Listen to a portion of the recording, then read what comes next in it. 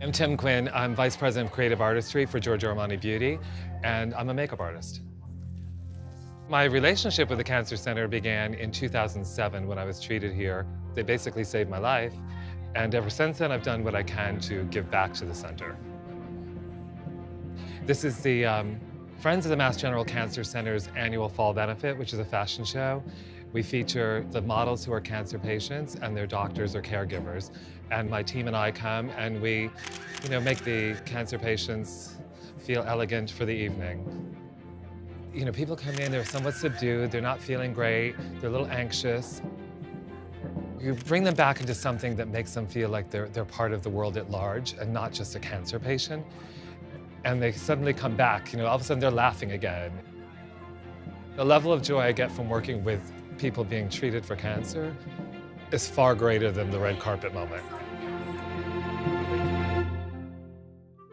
I'm a chemo infusion nurse, so I treat patients who have cancer and need chemotherapy. Patients and families invite you into their lives during a very vulnerable and scary time. How does that feel? Perfect, nothing. No pain? Nope. We even visit them at home when we're invited to. There's a special kind of trust that's established. Even after their treatment's finished and they're cured, it'll be 2 years later and you get a phone call from the desk, your former patient so-and-so's here to see you. So the relationship doesn't end when the therapy ends. My nurse is Rosalva, and I've been seeing her for last close to almost 3 months now. To be in a position to have a cancer and getting treated is not a good thing, but being at MGH and all the good people surrounded by within the MGH, it's just a privilege. It's very touching to be that important in someone's life. My name is Jennifer Temmel. I'm a thoracic oncologist, so I take care of patients with lung and esophagus cancer, and I also spend a lot of my time doing research.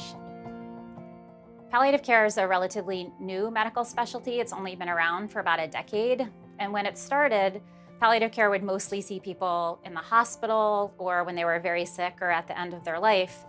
And the problem with that strategy is then patients have lived the months or years with their illness and haven't benefited from that focus on symptom management, on communication, on supporting patients and their families. And based on the work by our group and others, it's really come to the forefront that integrating palliative care with oncology care is now considered the standard of care for every patient with a new diagnosis of advanced cancer.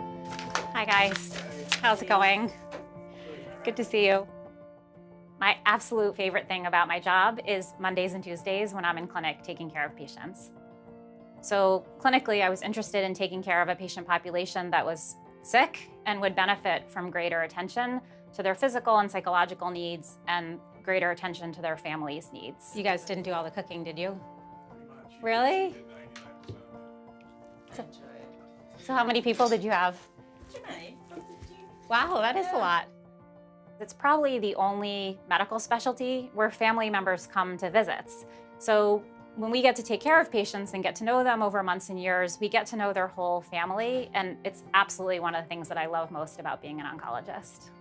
But our patients are very sick, and that is sometimes hard. So I think if we don't see things get better in the upcoming weeks, then at that point, we will probably make the decision to stop unless the scans look awesome.